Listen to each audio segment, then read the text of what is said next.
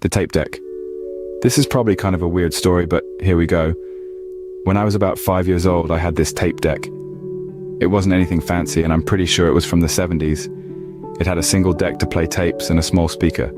Well, it was the type of thing you can either use batteries for, or you can use the mains. One day I was playing tapes and happened to notice it wasn't plugged in. That seemed like a bigger deal than it was to my 5-year-old brain, because we never had batteries to use it.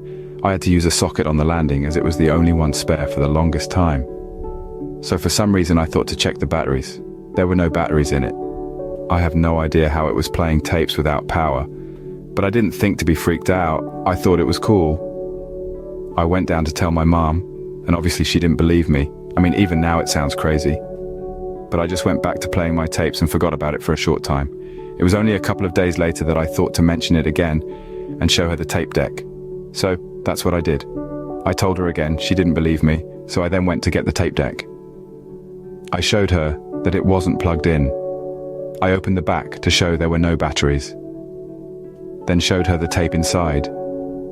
Then pressed play. She just froze. I watched the color drain from her face as it started playing the tape.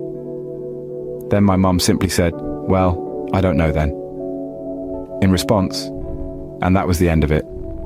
So I just went back to the landing to play my tape. I'd just gotten used to playing them there by that point. It wasn't long before I had to go to bed, as it was late afternoon. Early evening by this point, and I left my tape deck on the landing before going to the bedroom. When I woke up the next morning, the tape deck was gone, and when I asked my mum where it was, she just told me I must have lost it, despite knowing that I left it on the landing. I realized years later that it probably freaked her out so much that she got rid of the tape deck, and telling me I must have lost was easier than saying she trashed it because she was freaked out.